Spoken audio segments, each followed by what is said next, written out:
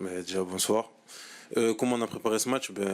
On l'a préparé comme on a l'habitude de préparer les précédents matchs. On sait que offensivement, on sera face à une très belle équipe avec un Mohamed Serrou. Désolé. Avec un Serhou Guirassy qui est en forme en ce moment. Et non, on n'a pas mis de place à un système anti-Guirassy. On va défendre comme on a l'habitude de faire et essayer de le bloquer du mieux possible. C'est tout. Hervé. Les Penaud du journal de l'équipe. Je voulais savoir un petit peu comment vous avez digéré ce qui s'est passé samedi. Vous en avez parlé entre vous. Comment vous êtes maintenant? Comment on est maintenant? On est obligé de passer à autre chose parce qu'il y a un match qui arrive demain et qui arrive vite. On a essayé de digérer du mieux possible. De toute façon, ce qui est fait est fait. Le match il est passé. On a joué face à une équipe du Paris Saint-Germain qui était en très grande forme.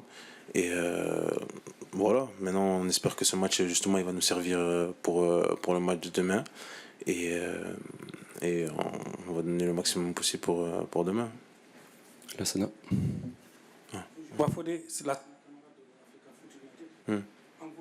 Serhou Guirassy, meilleur buteur de la Ligue des Champions. Est-ce que vous êtes un peu surpris? Un peu surpris, non, parce qu'en soi, le rôle d'attaquant, ça se passe souvent comme ça. On a la chance d'être souvent dans les cages. Je pense qu'en ce moment, il a ce truc qui fait qu'il est efficace devant les cages.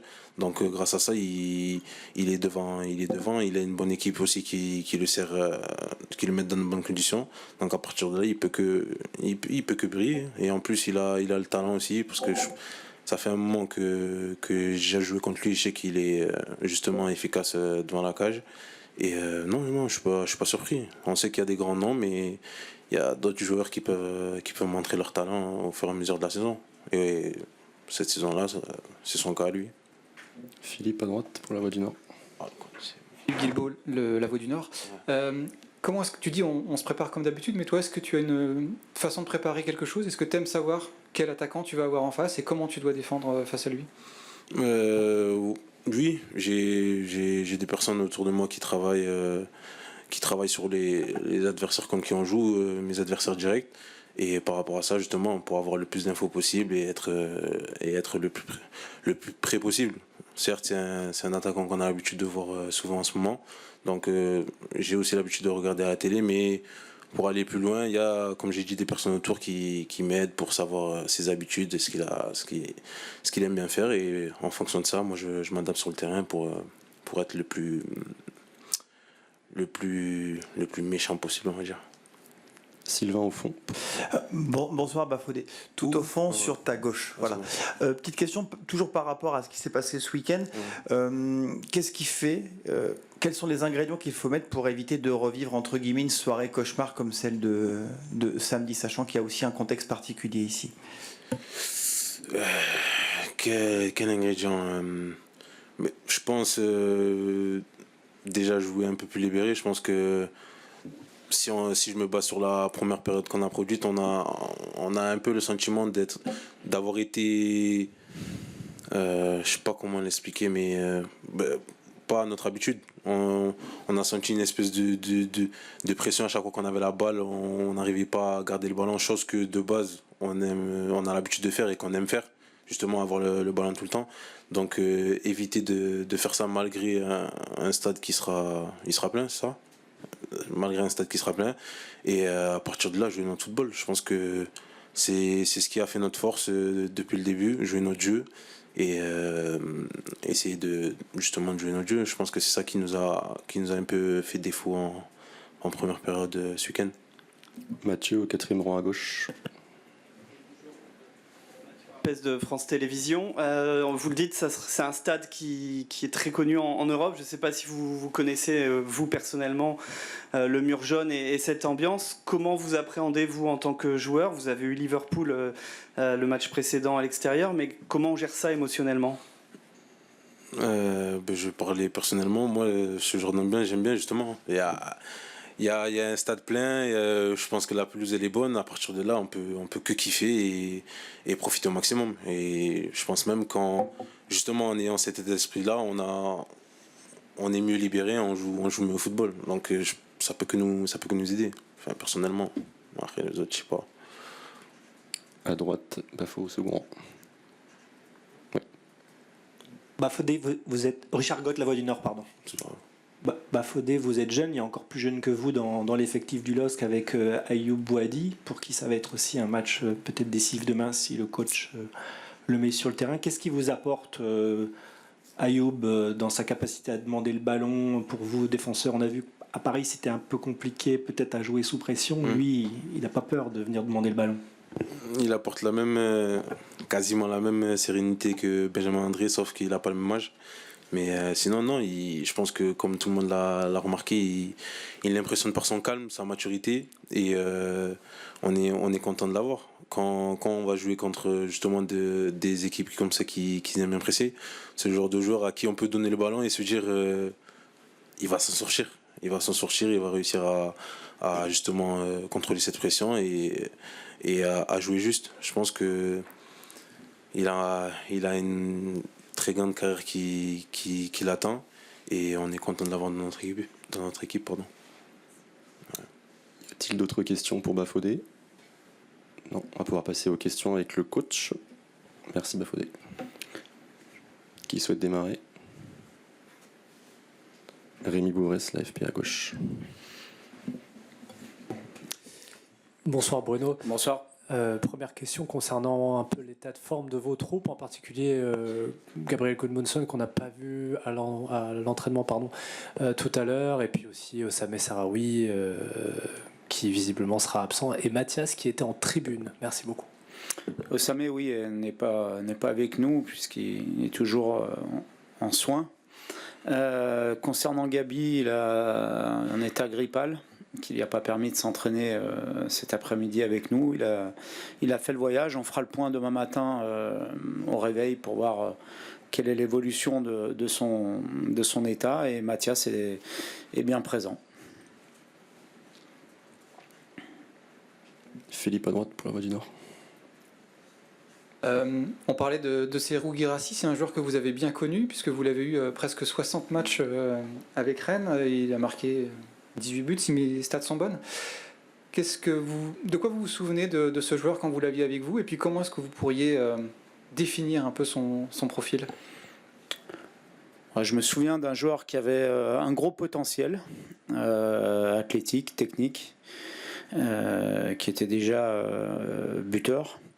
Mais je me souviens aussi d'un joueur qui n'avait pas forcément conscience de tout ça et qui avait besoin, je pense, d'étapes dans sa carrière pour se développer, pour prendre confiance en ses qualités. Et je crois qu'aujourd'hui, c'est ce qu'il a réussi à faire. Il a conscience de ce qu'il est capable de faire et il le fait sur le terrain. Voilà, il était quasiment le même joueur à Rennes qu'il est aujourd'hui au Borussia, si ce n'est qu'encore une fois, je vous le dis, il lui manquait cette confiance qui fait beaucoup, et notamment pour les attaquants. Sylvain à gauche au fond. Bonsoir coach. Bonsoir. Comment rebondir après Paris, et à quoi vous attendez sur ce match face à Dortmund? Rebondir, c'est l'essence de notre job, que ce soit nous, le staff ou l'équipe. Très vite, on est passé à autre chose pour deux raisons. La première, je l'ai dit après le match, parce que j'ai quasiment tout mal fait dans ce match. Et aussi parce qu'on a joué une équipe qui est certainement une des meilleures d'Europe actuellement. Et comment on fait pour passer à autre chose? Je crois que le plus important, c'est pas de demander pourquoi on a perdu, mais surtout de corriger et améliorer ce qui n'a pas fonctionné samedi. Mathieu pour France 3 à gauche. Bonsoir. Bonsoir. Comment vous allez gérer l'aspect émotionnel, la question que je posais aux joueurs tout à l'heure sur ce mur jaune, ce stade assez emblématique? Comment on gère ça? Est-ce que ça entrera en ligne de compte, par exemple, dans votre causerie? Non, mais je crois que c'est, on est dans les 16 meilleures équipes européennes. Et c'est aussi pour vivre ce genre de moment qu'on est là, qu'on fait ce métier. J'ai jamais joué ici, je suis jamais venu ici dans ce stade, mais je sais pour en avoir parlé avec ceux qui l'ont fait que c'est assez impressionnant. Mais je crois aussi que c'est dans ces moments-là qu'on voit les bonnes équipes, les bons joueurs et les gens qui sont capables de se transcender aussi, même si ce sera une ambiance peut-être un peu, on va dire, hostile, mais on aura aussi 4500 supporters et aussi pour eux, il faudra gérer nos émotions dans les temps forts de notre adversaire. Philippe à droite pour la Voix du Nord. Oui, le match contre Dortmund sera a priori complètement différent de celui de Paris. Est-ce que c'est comme ça que vous l'avez analysé? Enfin, justement, à quoi est-ce que vous vous attendez? Comment est-ce qu'on pourrait définir cette équipe de Dortmund? C'est une équipe qui a un petit peu changé avec l'arrivée du nouveau coach qui met un peu plus de pressing dans son jeu défensif, qui est très performante sur les coups de pied arrêtés, ce qui était déjà le cas avant, mais encore plus aujourd'hui, qui a des individualités fortes. Et puis qui est, il ne faut pas l'oublier, le dernier finaliste de l'édition. C'est un club qui a énormément d'expérience en Champions League, donc à mes yeux ça en fait le favori de cette double confrontation. Maintenant, nous on a aussi un petit peu d'expérience dans cette compétition, notamment sur les gros matchs qu'on a pu jouer en phase de groupe. Même si on sait très bien que sur une confrontation à élimination directe, c'est un petit peu différent. Nathan à droite pour l'équipe. Bonsoir. Bonsoir Bruno.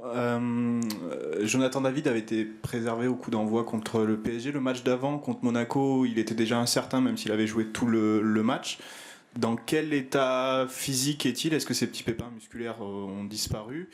Et plus largement, à quel point il peut être déterminant sur un choc comme demain, par rapport à ses courses notamment?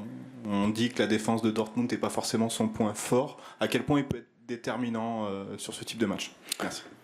Alors premièrement, il est complètement à 100% pour le match de demain, ce qui est une bonne nouvelle.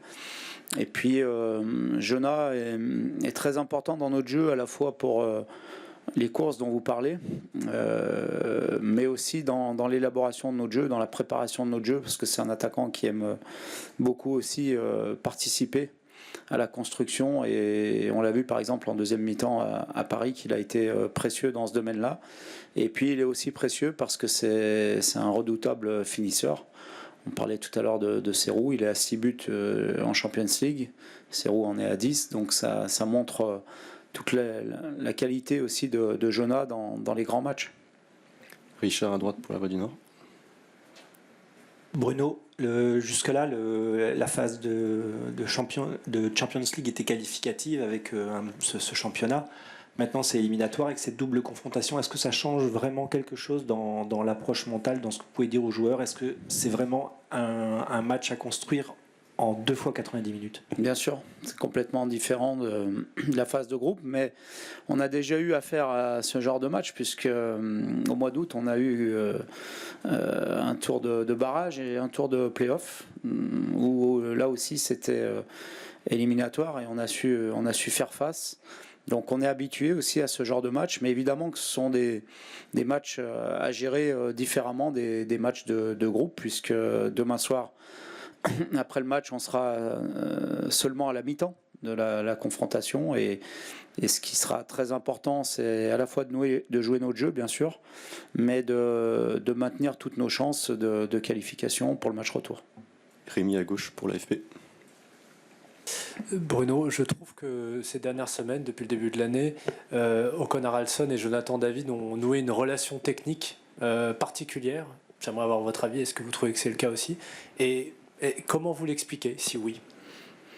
Oui, mais pas que ces deux joueurs, mais c'est vrai qu'ils ont une relation technique privilégiée, mais je l'explique parce que lorsque vous avez de bons joueurs et des joueurs tournés vers le collectif, forcément vous pouvez avoir ce genre de relation.